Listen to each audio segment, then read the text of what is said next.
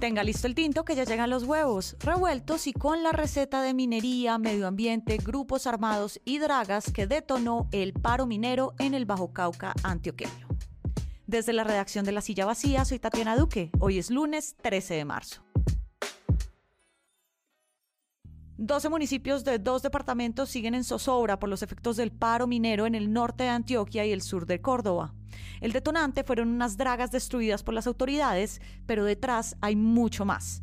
Una disparidad en la aplicación de las normas hacia los mineros sin recursos y las grandes empresas, una zona complicadísima en seguridad, cultivos ilícitos y pobreza, y la sombra del Clan del Golfo.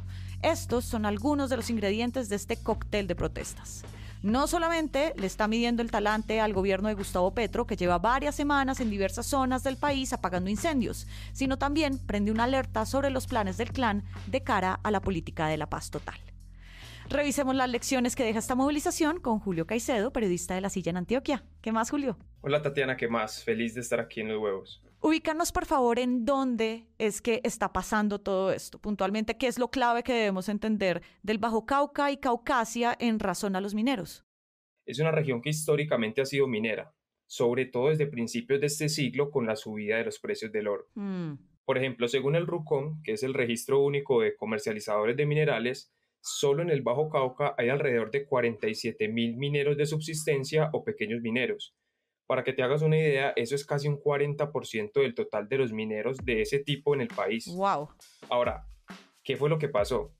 Los ministros de Defensa y de Ambiente, es decir, Iván Velázquez y Susana Muhammad, visitaron la zona a principio de año y al ver el deterioro ambiental que ha causado la minería, que realmente es muy evidente, decidieron intensificar la destrucción de las dragas. También ha habido bloqueos en Buriticá, en el occidente de Antioquia, otro pueblo minero. Allí la policía sí intervino para desbloquear la vía que esta vez va hacia Urabá. Oye, Juli, ¿qué es una draga? Porque la destrucción de varias de estas fue el detonante de toda la protesta en Caucasia. Bueno, las dragas son unas construcciones flotantes parecidas a casas hechas con chatarra que albergan la maquinaria necesaria para sustraer el fondo del río por unos ductos y extraer el oro que haya en él. Estas maquinarias son de diferentes tamaños. Las más grandes tienen un nombre muy particular, se conocen como dragones brasileños porque fueron brasileños los que comenzaron a traerlas acá a Colombia. Vea, pues. Incluso en la zona todavía hay muchos brasileños y se escucha ese acento por ahí entre los operadores de las dragas. Cada una puede valer entre 700 y 1.500 millones de pesos, es mucha plata. Mucha. Además, causan un daño considerable al medio ambiente porque los sedimentos que son extraídos del fondo del río luego son vertidos en el cauce. Sí. Y bueno, resulta que el 1 de marzo la fuerza pública destruyó 5 grandes dragas, las dinamitó, y esto desató el paro al día siguiente. Las autoridades argumentan que este tipo de máquinas le pertenecen a grupos ilegales, pero los manifestantes dicen que muchas de ellas son de mineros tradicionales. Esto generó algunos hechos de violencia. La semana pasada hubo ataques a la alcaldía de Caucasia, que queda ahí mismo dentro del municipio. Han habido desmanes en las vías públicas y lo más preocupante que son los bloqueos. Son más o menos 250.000 personas las que están en esas condiciones y eso ha hecho que en pueblos como La Apartada, que queda al lado de Córdoba, haya enfrentamientos entre quienes están a favor y en contra de esos bloqueos. Claro, pero Julio, ¿por qué es ilegal lo que los manifestantes hacen en términos de la minería? ¿Qué diferencia tienen con la artesanal? Bueno, pues legalmente hablando, el Código Minero dice que para explotar los recursos minerales hay que tener dos cosas principales: un título minero y un plan ambiental avalado por el Estado a través de una licencia ambiental. Pero también hay pequeños mineros artesanales que vienen luchando históricamente para acceder a este tipo de recursos y han ganado un espacio que este gobierno ha dicho que va a respetar. Sí.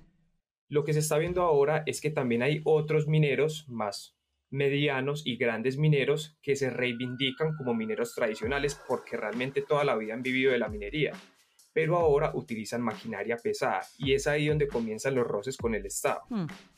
Hace 11 años, el Ministerio de Defensa sacó un decreto en donde se prohíben las máquinas pesadas para este tipo de actividades, como lo son las dragas, cuando se usan sin licencia ambiental.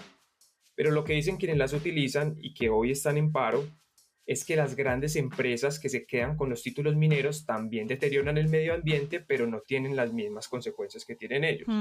Por eso es que en el pliego de peticiones que le remitieron al gobierno, que tiene 11 puntos, Piden que no se les sigan destruyendo las máquinas, que no los judicialicen y que se inicien procesos de formalización para ese tipo de actividades. También hablan de la creación de un distrito minero en la subregión, que incluso el mismo Gustavo Petro dijo que se podía dar. Y también lo dijo el gobernador Aníbal Gaviria, pero ¿qué tan tensa estaba la situación para que estallara el paro? Bueno, pues digamos que la inconformidad viene de diferentes lados. Primero hay que decir que el Bajo Cauca antioqueño es la zona más pobre del departamento. O sea, hay unas problemáticas estructurales que sí hacen que haya inconformidad y que a su vez alimentan economías irregulares como la minería ilegal o los cultivos ilícitos. Además es una zona muy violenta. Yo creo que la movilización también obedece a este ambiente generalizado de protestas que hay en el país. Claro. No tanto en las grandes ciudades como lo vimos en otros años, pero sí en las regiones. Mira, por ejemplo, lo que pasó en San Vicente del Caguán, lo que pasó en Rosas Cauca, donde también hubo protestas. Llegó un nuevo gobierno que está abierto a hablar con las comunidades y a reducir la intervención de la fuerza pública. Pero al parecer esto ha hecho que los manifestantes se sientan con más poder para negociar. Por ejemplo, según la ministra Muhammad, ya han habido 600 bloqueos en el país en lo que va del año. ¿Pero qué tanto influye en todo este ambiente el Clan del Golfo? El gobernador Gaviria también dijo que ellos estaban detrás del paro, lo dijo desde el día 1. Sí, él dijo eso, pero hay que decir que en el paro sí hay una indignación genuina porque acabar con este tipo de dragas puede afectar a mineros. Claro. Y no solamente a los dueños, sino también pues, a quienes trabajan en las dragas y a otros mineros que incluso buscan oro en los restos que dejan en el territorio. El Clan del Golfo se ha venido apoderando de las rentas ilegales en esa región que incluyen la minería y el narcotráfico. Incluso el mismo Aníbal Gaviria dijo en una entrevista que la fuerza pública no tiene control de buena parte de ese territorio. Un líder de la zona me dijo que el Clan del Golfo estaría pagando de 70.000 a 80.000 pesos a los jóvenes por salir a bloquear. Además, también hay denuncias que este grupo armado también está patrullando y está intimidando a los comerciantes para que cierren sus negocios. Ese es un modus operandi que es muy propio del Clan del Golfo, sobre todo cuando hace paros como el que vimos el año pasado que paralizó a 11 departamentos. Sí, claro, y además es un río revuelto en donde el clan sale a pescar oro, seguramente. Pero más allá de eso sería otra muestra de su control territorial y eso pega directamente con la estrategia de seguridad del gobierno Petro, de la paz total y la propuesta de sometimiento de bandas como el Clan del Golfo. Claro, porque el paro en el Bajo Cauca y los otros que han sucedido recientemente en las diferentes regiones demuestran que el gobierno no se está anticipando en términos de seguridad, sino que está reaccionando, porque llegan tarde o cuando la protesta estalla. Con eso deja ver que es fácil presionarlo. Ahora, esta vez los ministros pusieron más condiciones. Dijeron que si no levantaban los bloqueos, no podían seguir las negociaciones. El interés de los grupos armados en este tipo de movilizaciones también demuestra que incluso durante el cese al fuego pueden seguir presionando al gobierno. Además, también hay que tener en cuenta que el Clan del Golfo podría estar buscando legitimarse regionalmente para buscar un estatus político que le permita negociar con el gobierno más que someterse, que es justamente lo que pidió la semana pasada el ex jefe paramilitar Salvatore Mancuso. Es un reto muy grande para el gobierno porque también pone a prueba su discurso por la protección del medio ambiente y porque en el medio hay civiles que no tienen nada que ver con estructuras armadas. Julio, un panorama muy completo el que nos das, pero también muy complejo. Gracias por pasar por acá. Con mucho gusto, ojalá me sigan invitando. Esta semana estaremos pendientes al reinicio de sesiones ordinarias en el Congreso, la presentación de la reforma laboral y de qué tan prendido llega el ventilador de Aida Merlano.